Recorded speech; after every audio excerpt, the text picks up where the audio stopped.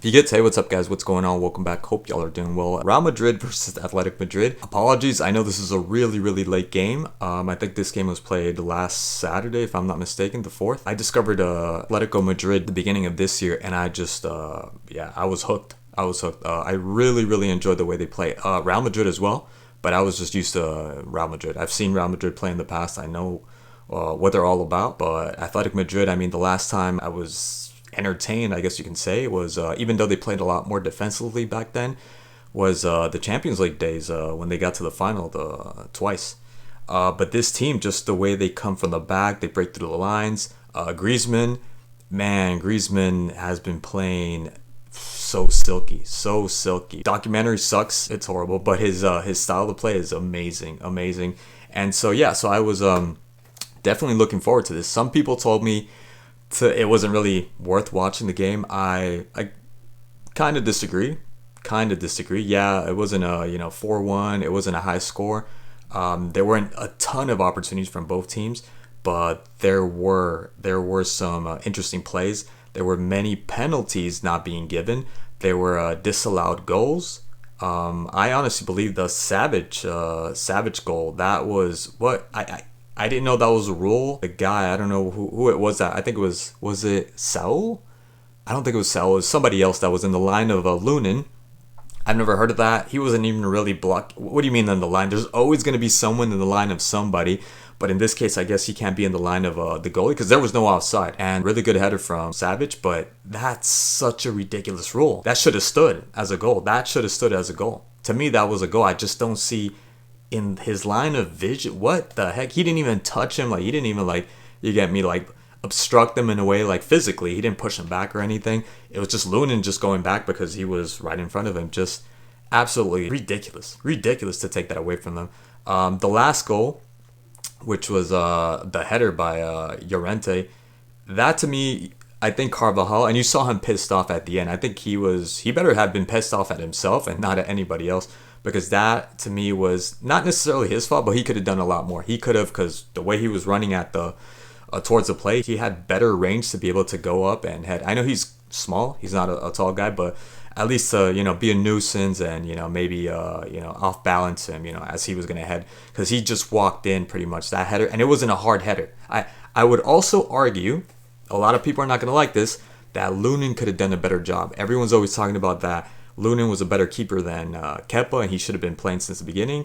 A Courtois, I think, would have blocked that, so why not a Lunin? Not entirely, again, I'm not blaming him entirely, but I think he could have gotten to that ball, because the way in which he went to head the ball, it wasn't a bad header, but there wasn't a lot of power behind that ball. And, he didn't even have to dive for the header, Lunin. He kind of just shifted, extended his arm, and decided he was not going to get there, so could have been a lot better from Lunin, in my opinion. But definitely Carvajal should have done more. He definitely should have done more. The 3 penalties, in my opinion, that should have gone to Real Madrid, starting with the Bellingham one from Savage, just running right into him. I don't know how that wasn't at least revised by VAR, right? I mean, it was, and immediately it wasn't considered to be anything. There was nothing supposedly there.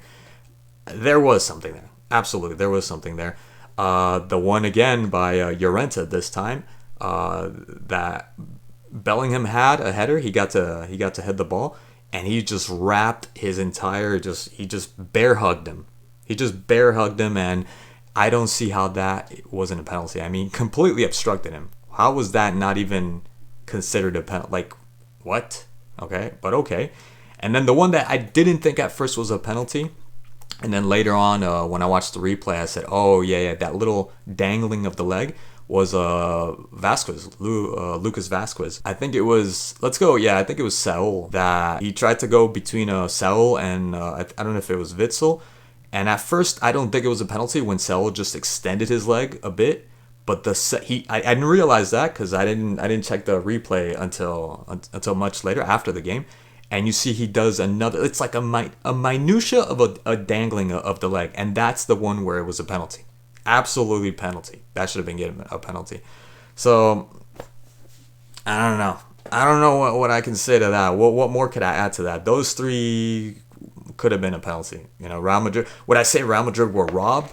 No, because Athletic Madrid, I thought, did a phenomenal job just bottlenecking and not letting a single play, really, or very little plays, get through the back line.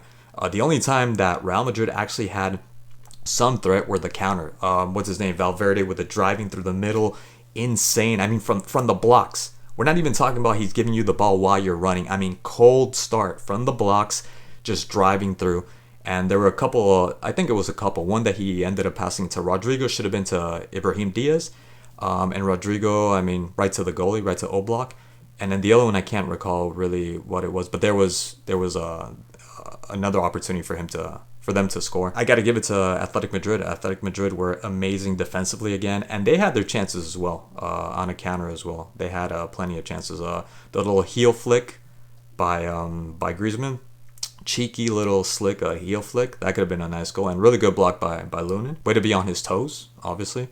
And yeah, I mean, I thought it was great. I thought it was pretty good. I thought it was a pretty good game. It was a fun game. It was it wasn't the most dynamic of games. It wasn't the most nail biting games, but it definitely had had its moments. It had its intense moments. Definitely had its intense moments. And Brahim Diaz with the, oh my god, right before he got subbed, that play, the nutmeg, and then the fake pump kick on Witzel, and just so wide. I mean, at that point, it looks like I think he was lacking legs. He was just tired, and then he ended up getting subbed. But really good game, man of the match, obviously. The goal that he scored, and the goal was funny because it was like both him, Brahim Diaz, and Lucas Vasquez were trying to get the ball to Jude Bellingham, and would always come back to the player that was passing the ball.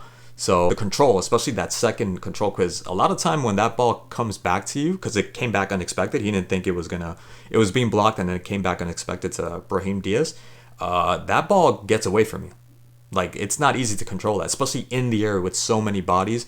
And he did a really good job of just like Messi. That to me reminded me of Messi. He just pretty much walked in and just stuck it in the net. So really, really good game by Brahim Diaz. I don't think I have to add anything else. Like I said, it's an old game, but I really wanted to check it out just because I've been enjoying what I've been seeing from Athletic Madrid. So anyways, guys, thank you so much for watching as always, and I'll see you guys in the next video. Tschüss.